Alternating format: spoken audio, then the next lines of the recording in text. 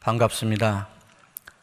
아마 포스터를 보시고 오늘 받으신 팜플렛을 보시고 앞뒤를 아무리 넘겨보아도 왜 정창균 목사가 온다 해놓고 딴 사람이 왔나 그렇게 생각이 드실지 모르겠는데 그 사람이 이 사람 맞습니다.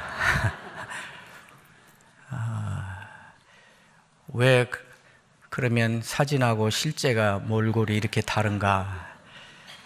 제가 1년 전에 췌장암 수술을 하고 지금 투병 중입니다.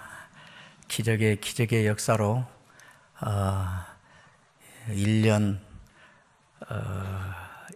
안 돼서부터 이렇게 활동도 하고 다니기도 하고 하지만 몸이 묶여서 투병 생활을 하다 보니까 사진을 보내라고 김 목사님 연락을 하셨는데 사진 찍으러 갈 틈이 없어서 그냥 그 전에 있던 총장 할 때 있던 사진 보내다 보니 본의 아니게 얼굴 사기를 친 것 같이 됐습니다.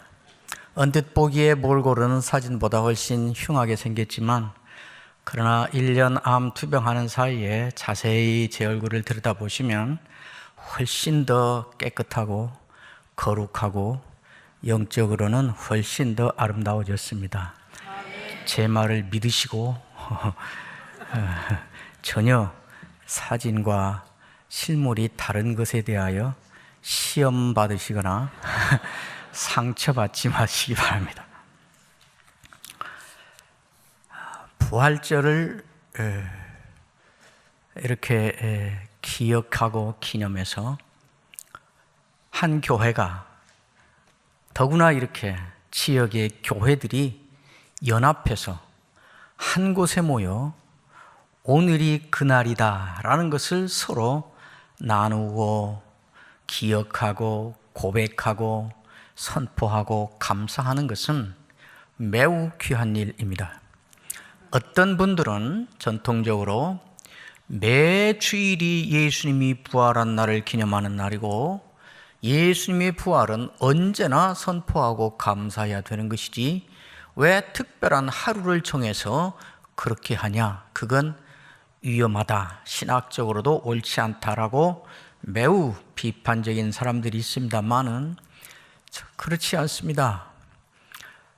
교회가 우리가 살아가는 세속적인 이 시간 중에 어느 한 날을 시점을 정해서 영원한 구속의 역사를 이루신 주님이 그 구속사의 진행 가운데서 행하신 중요한 구속사의 어떤 사건을 기억하고 그것을 개인이 아니라 개인적으로는 한 교회 안에 부활을 믿는 사람도 있고 안 믿는 사람도 있고 믿으려고 하는데 안 믿어지는 사람도 있고 각양각색이지만 그러나 그가 다 한 교회 부활하신 그리스도를 머리로 모시고 주인으로 모시고 그가 죽으시고 부활하심으로 구속의 역사를 완성하신 그 사건을 큰 주제로 내세워서 그 교회가 속한 모든 회원들이 모여서 개인의 이름이 아니라 교회의 이름으로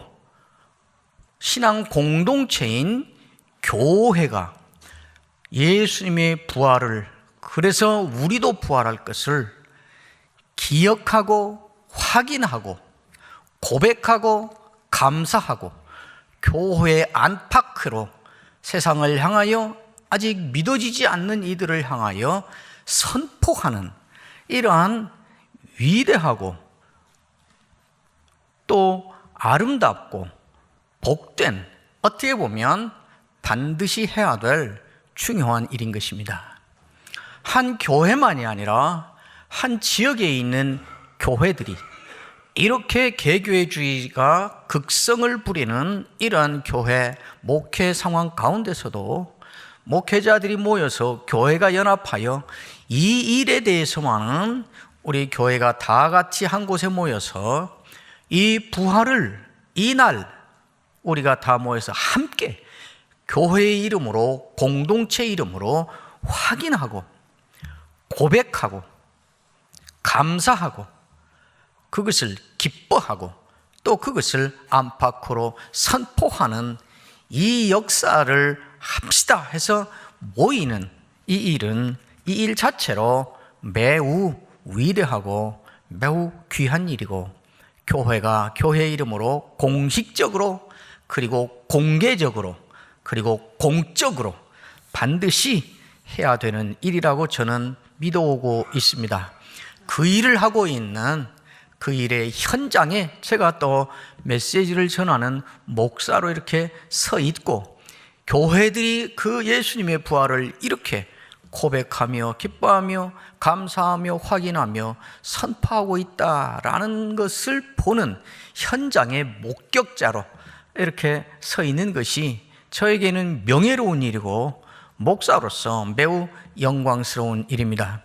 이 일을 하신 각 교회 목회자들을 감사하게 생각하고, 그리고 고맙게 생각하고, 함께 모여서 이 일의 주체가 되고 있는 여기에 참여한 여러분들을 감사하게 생각하고 축복합니다.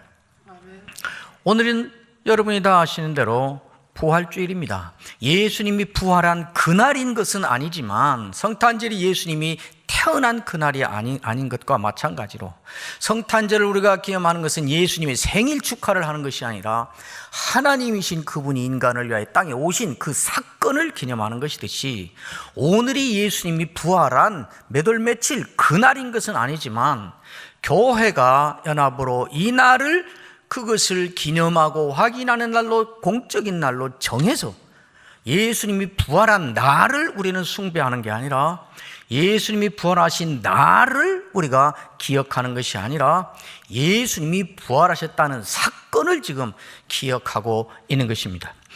부활주일 아침에 교회에 올 때, 부활주일이어서 이 자리에 이렇게 모여올 때, 모여서 지금 계시면서 무슨 생각을 하고 계십니까? 무슨 기대를 합니까? 아, 내일이 부활주일이구나, 오늘이 부활주일이구나, 그렇게 생각하면 무엇이 기대됩니까? 무엇이 기다려집니까? 아, 부활주일이면 예수님의 부활이니까 저절로 기뻐지고 흥분이 되고 찬양이 절로 나오고 할렐루야가 나오고, 부활절 감사 헌금도 아까운 마음 없이 뭉텅이 돈이 텅텅 내고 싶고, 마음은 뜨거워지고 흥분되고, 그걸 기대하시나요? 그걸 기대하지요. 또 그렇다고 자꾸 말도 하지요. 근데 실제로 그렇던가요? 부활주일 하면 막 흥분이 되던가요? 저는 예수 믿은 지가 70년인데 거의 한 번도 안 그러던데요.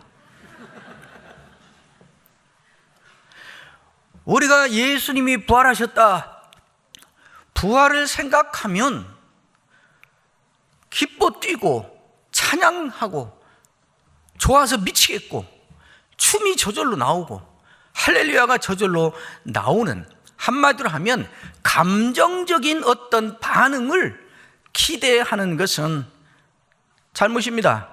잘못은 아니지만 반드시 그렇게 되지는 않습니다. 예수님이 죽으셨습니다. 그리고 부활하셨습니다.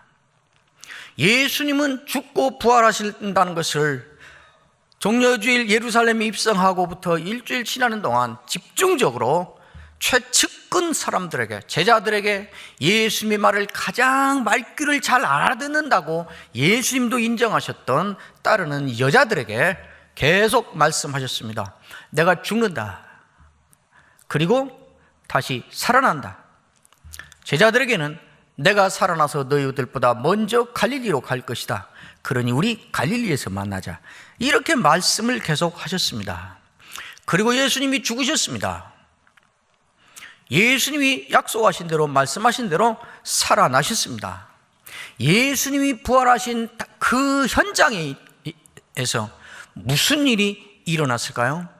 예수님이 죽으시고 부활하신다고 하신 그날 이른 새벽에, 오늘 찬양하면서 첫 주에 말씀하셨듯이 부활하신 날 이른 아침에, 이른 새벽에 여자 3사람이 예수님의 무덤을 찾아갔습니다. 그 가사에 나와 있는 대로 예수님을 사랑하는 여인들이라 그랬습니다.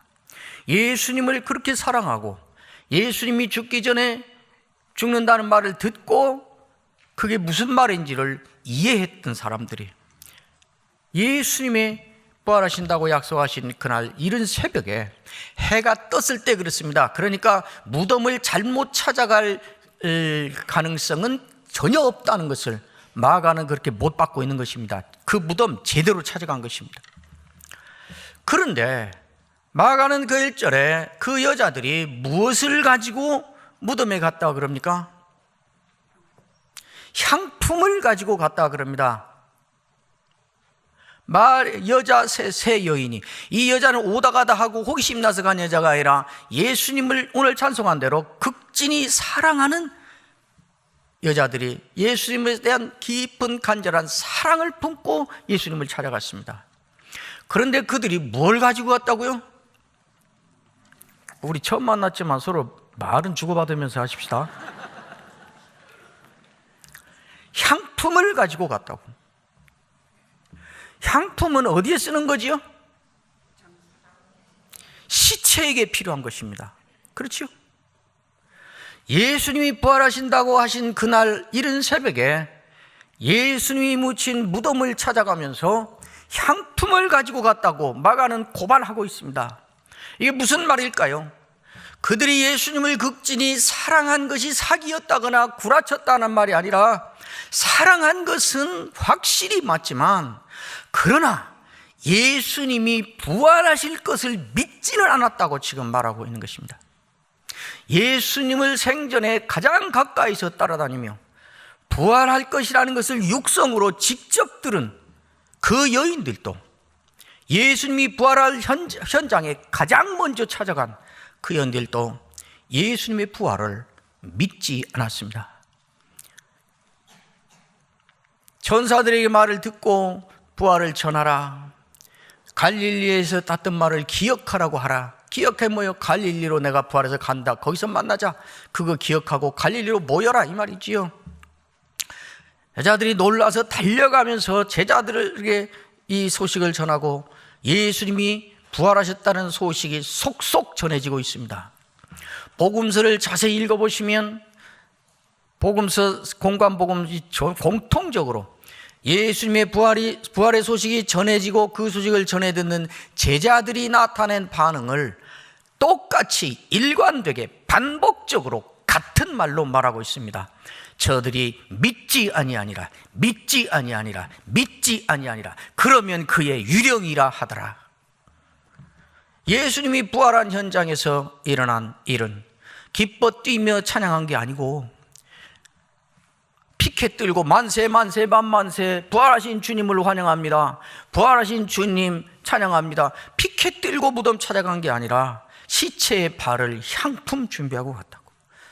이 말을 육성으로 듣던 제자들은 선생님 살아나셨다는 소식을 듣자마자 믿지 아니하니라, 믿지 아니하니라. 그랬다고, 확실하다고, 그러면 그의 유령이겠지, 이랬다고 말하고 있습니다. 무슨 말일까요? 예수님의 부활은 감정으로 생각만 해도 마음이 울렁거리고 흥분되고 감사하고 찬양하고 그런 문제가, 감정의 문제가 아니라 믿어지지 않는 그 사실을 예수님이 그렇게 말씀하셨으니까, 그렇다고 예수님은 부활하셨다고, 부활은 사실이라고 의지적으로 믿는 믿음의 문제라고 복음서는 우리에게 말하고 있는 것입니다.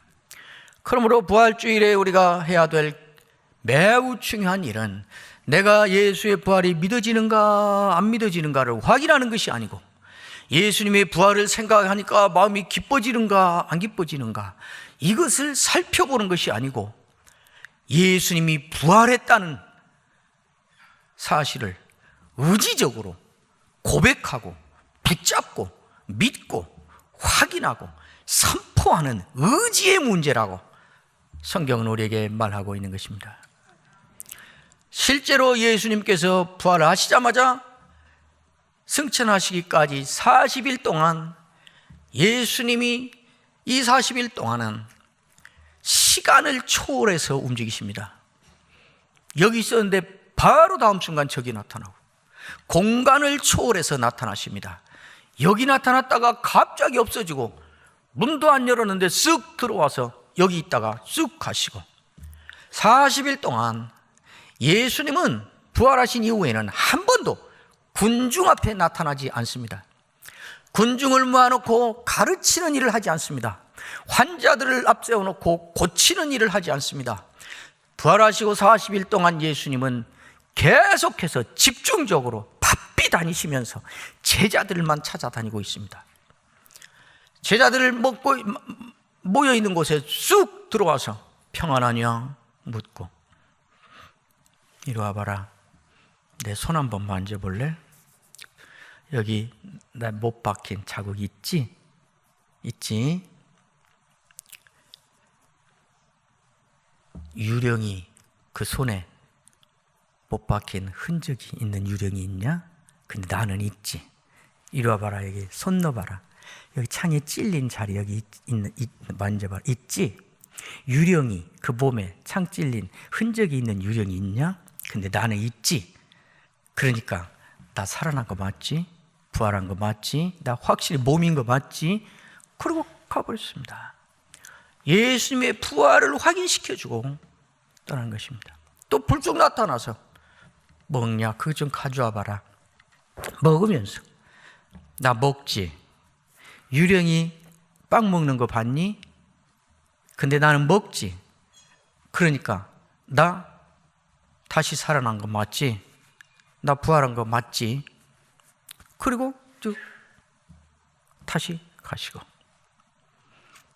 어느 때는 이렇게 확인시킬 뿐만 아니라 길 가는 두 제자가 가는데 옆에 바짝 붙어 나타나셔서 말씀을 풀어주시면서 설교를 통하여 성경 강해를 통하여 그 마음이 뜨겁게 하심으로 떠난 후에야 선생님이었네, 부활을 확인하게 하고 40일 동안 예수님이 계속 다니면서 집중적으로 한 것은 이렇게 배신자가 되고 철저하게 인간관계에 있어서는 의리를 저버린 배신자가 되고 맡겨진 사명에 대하여서는 철저한 실패자가 되고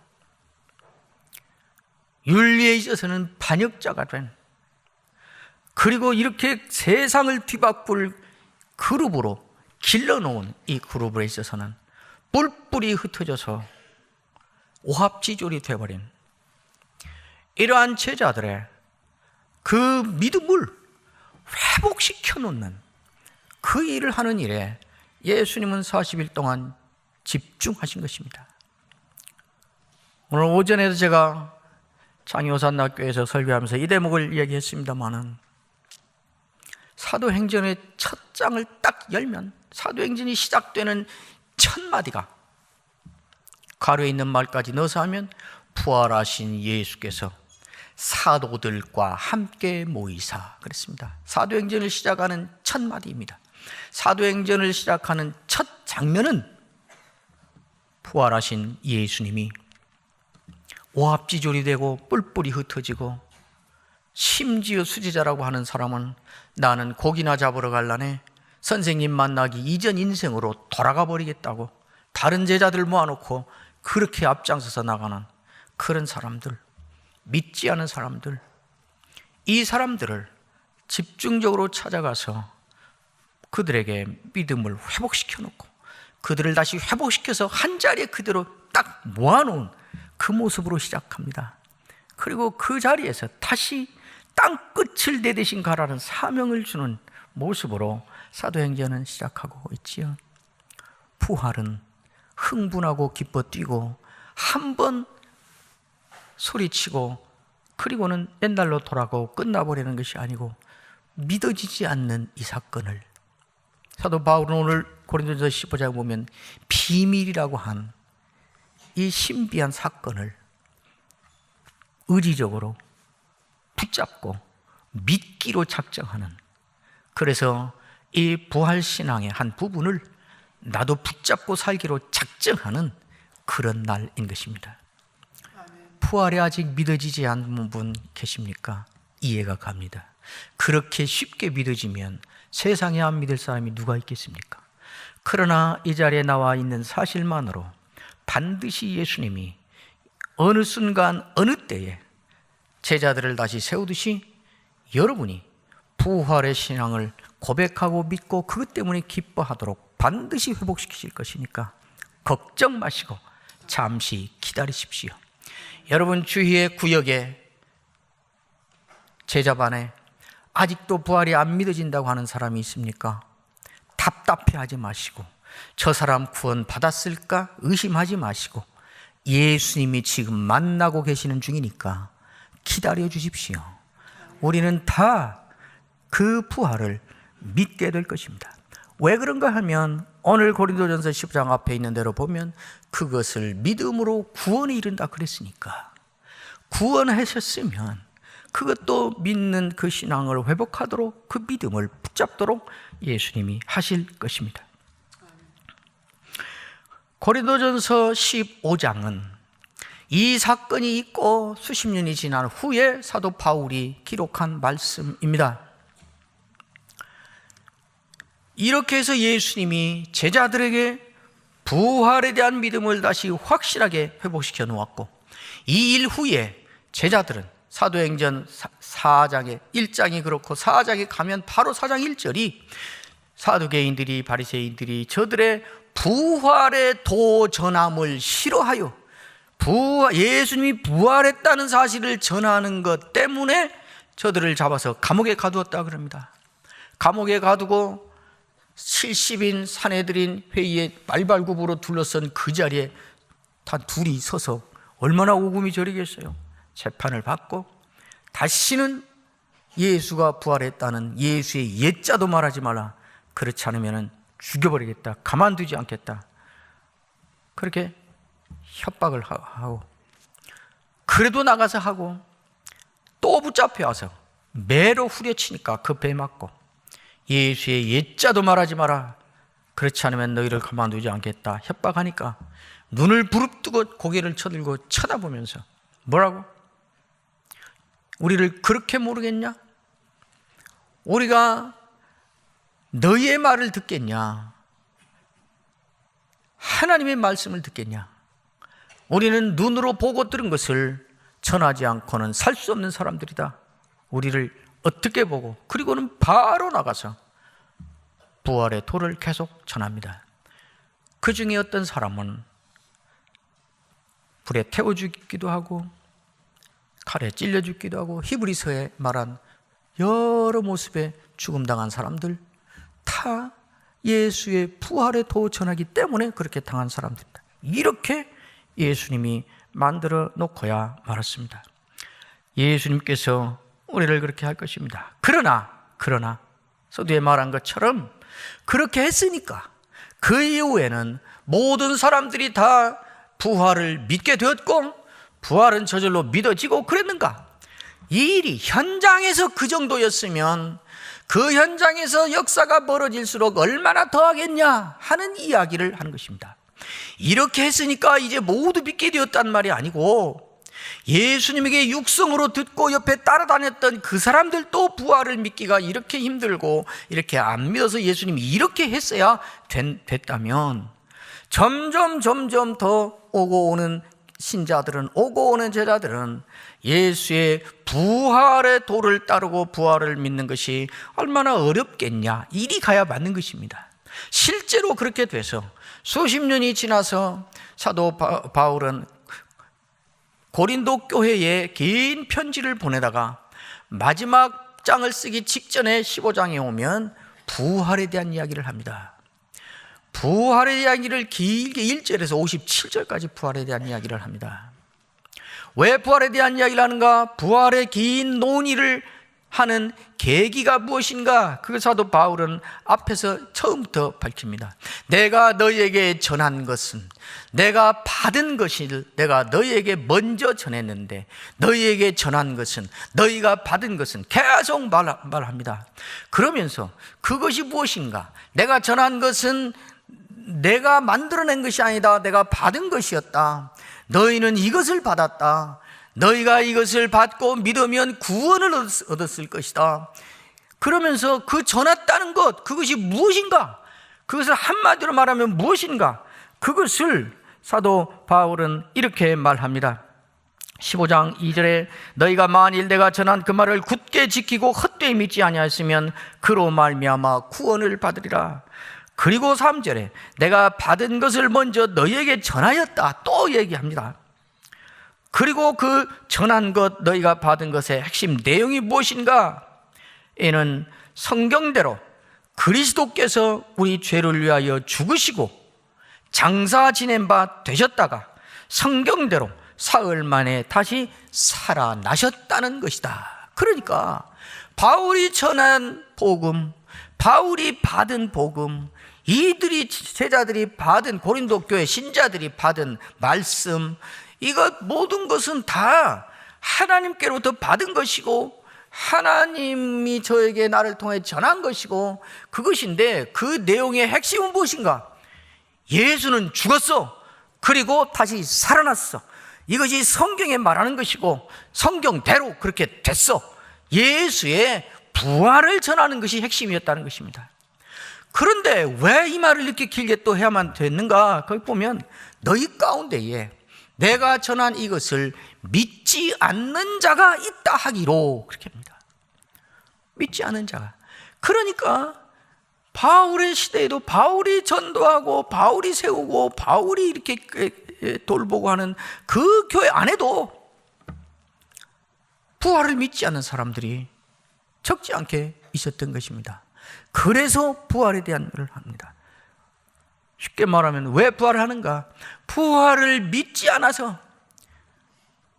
부활이 믿어지지 않는 사람이 있어서 부활을 믿게 하려고, 이것은 믿음의 문제라고, 부활을 믿으라고 말하려고 말하고 있는 것입니다. 그래서 부활에 대한 긴 논쟁을 합니다. 처음으로 예수가 부활했다는 역사적인 증거들을 대면서 시작합니다. 누구에도 나타나고, 누구에도 나타나고, 개바에게도 나타나고, 500명에도 나타나고, 나 같은 것에게도 나타났다. 예수는 확실히 부활했다. 그리고 예수가 부활했다는 것의 의미가 무엇인가? 예수는 부활했구나, 객관적 사실로 예수의 부활을 말하려는데 예수의 부활에 의미가 있는 게 아니다. 왜 예수의 부활이 그렇게 중요한가? 예수의 부활이 역사적 사실인 것이 왜 그렇게 중요한가? 예수의 부활이 나의 부활의 보증이 되기 때문에 그렇다. 아까 하셨죠? 천열매가 되셨다고. 그러니까 예수의 부활은 그분의 부활, 그분의 과거의 역사적 사건, 역사 공부가 아니라 오늘 나와 직결되는 나의 사건이기 때문에 예수의 부활이 그렇게 중요해요. 그래서 사도 바울은 중간에 그렇게 말합니다. 만약 예수의 부활이 없다면 우리는 헛짓을 하고 있는 것이고 세상에 우리가 가장 가련하고 비참한 자일 것이다. 나하고 아무 상관도 없는 것, 일어나지도 않을 것을 붙잡고 거기에 일생을 걸고 있으니 우리가 얼마나 가련한 자들이냐. 예수 부활의 의미가 무엇인가? 예수님의 부활의 의미는 바로, 그러니까 나도 부활한다.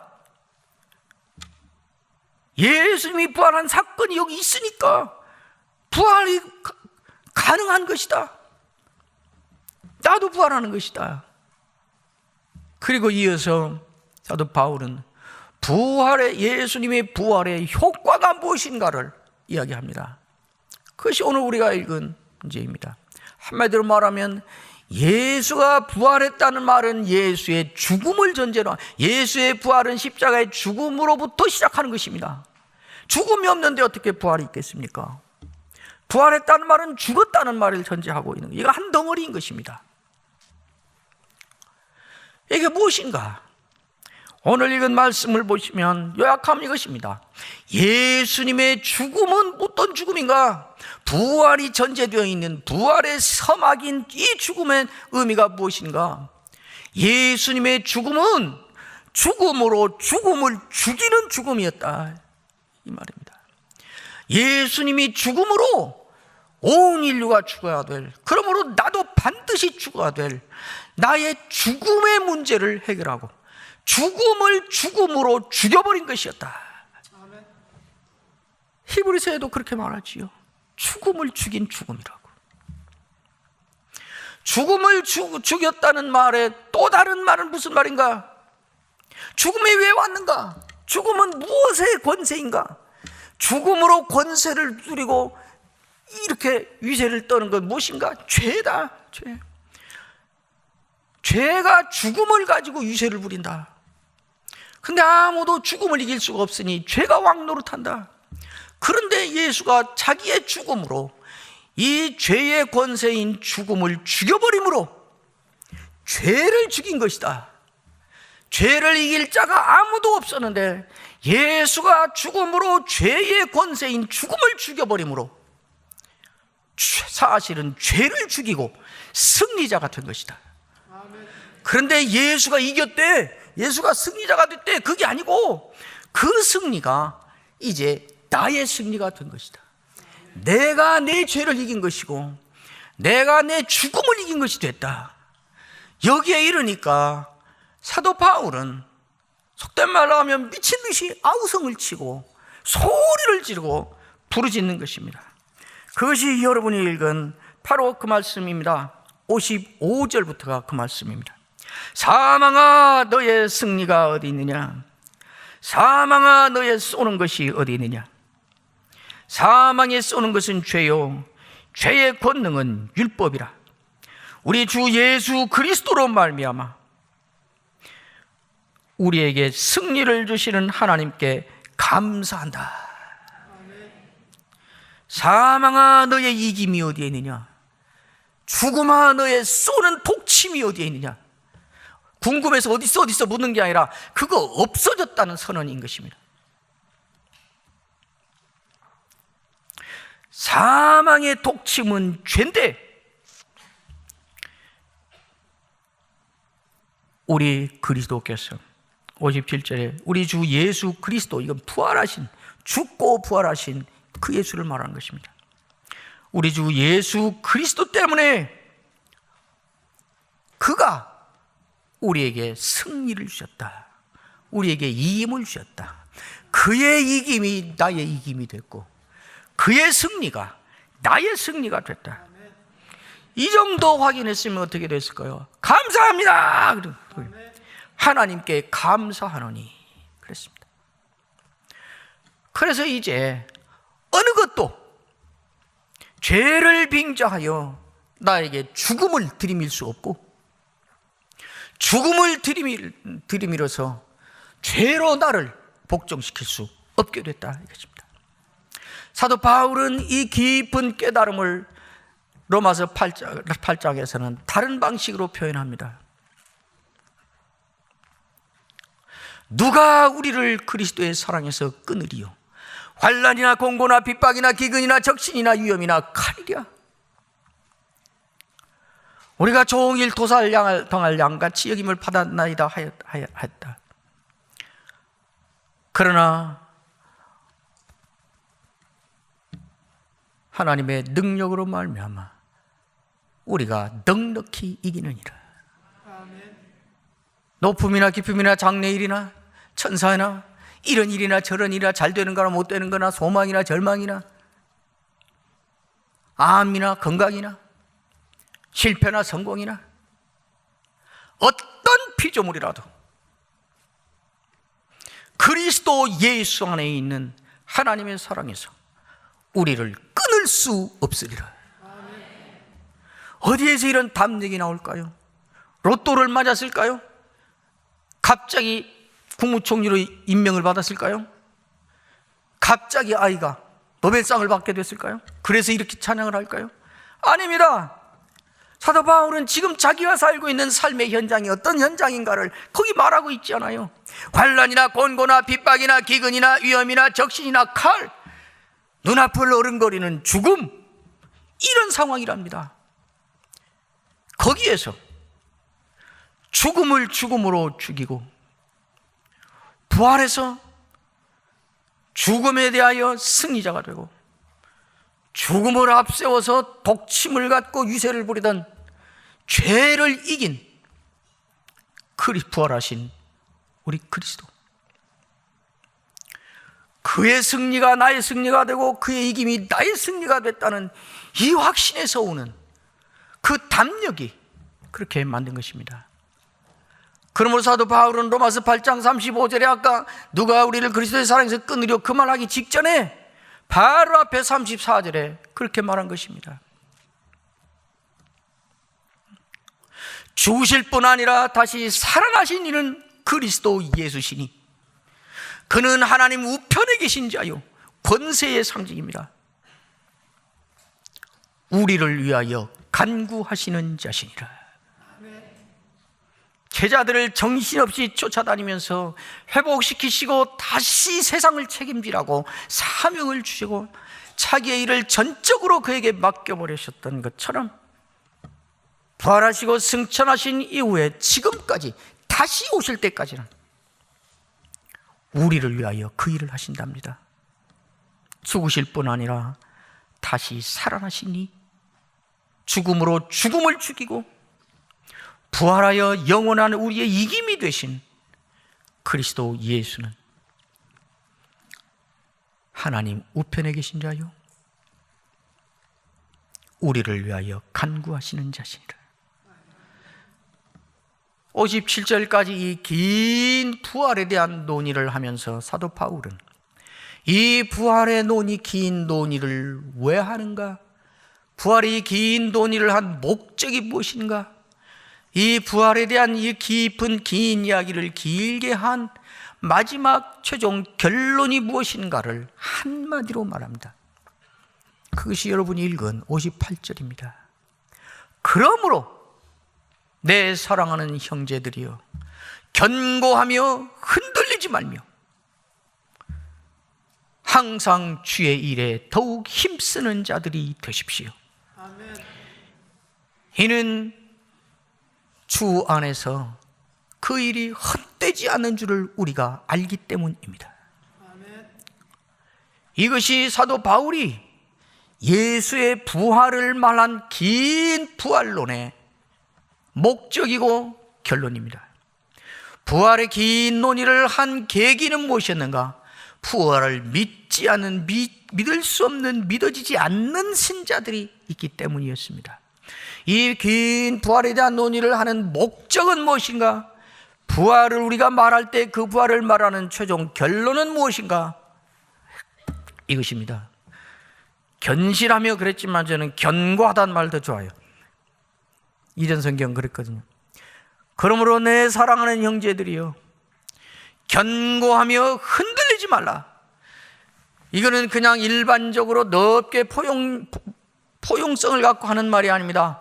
이 문맥에서 보면 예수의 부활, 그러므로 나의 부활, 예수의 승리, 그러므로 나의 승리, 예수의 이김, 그러므로 나의 이김이라는 이것은 의지적으로 믿고 견고하고 흔들리지 않고 누가 뭐라고 그래도 넘어가지 말고 누가 부활 없다고 그래도 거기에 휘둘리지 말고 견고하며 흔들리지 말라. 부활에 대한 믿음에 있어서 견고하고 흔들리지 말라 하는 말입니다. 이것이 부활, 우리가 가져야 될 부활 신앙의 첫 번째 항목인 것입니다.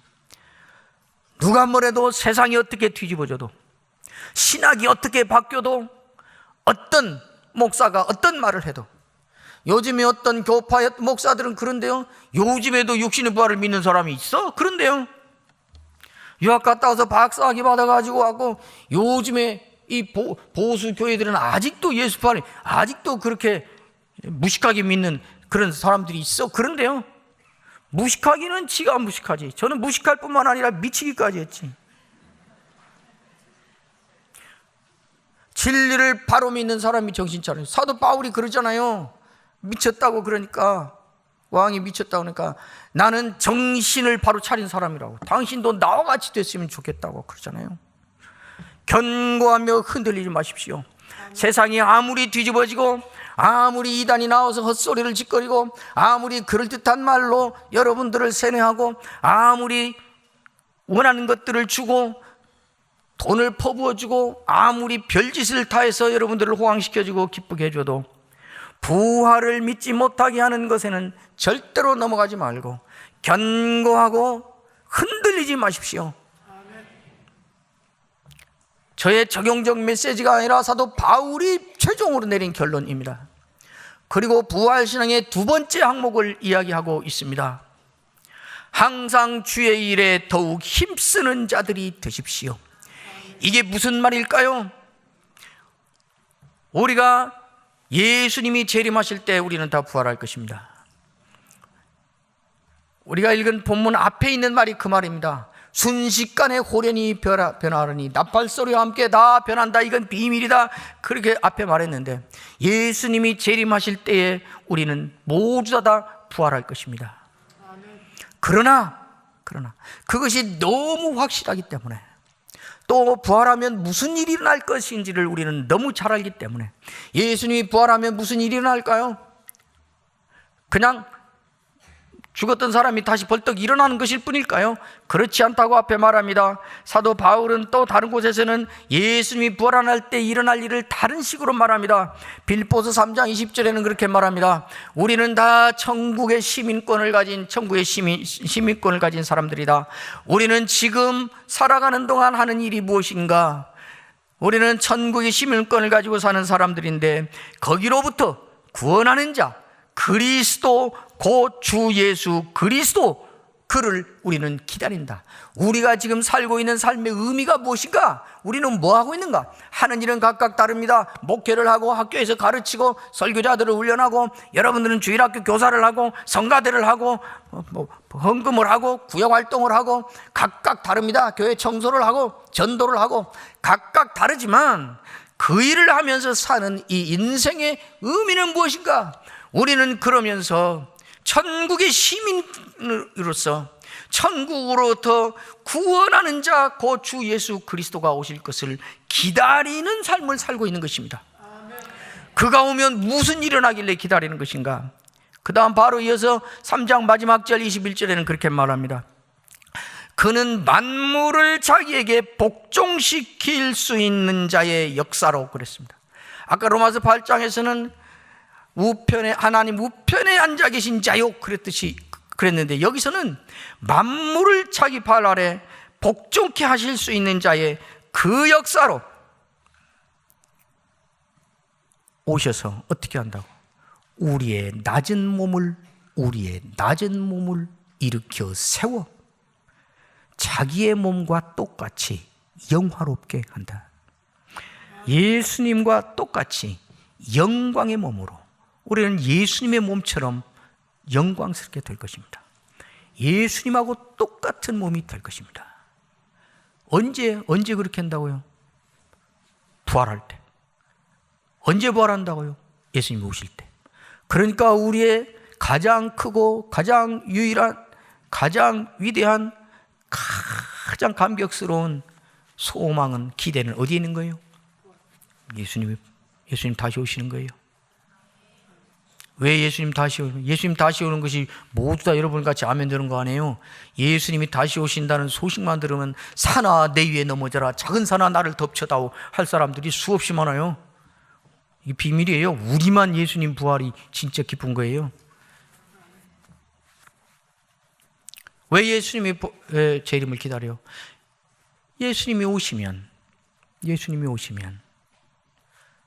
예수님이 만물을 자기 발 아래 복종시키는 그 권세로, 그 역사로 나의 이 비천하고 낮은, 아마나만 걸려도 꼼짝 못하고 수족이 묶여서 갇혀 있어야 되고, 그렇게 잘 먹던 고기 한 점도 못 먹고, 어디를 가도 아내가 같이 따라다녀야 되고,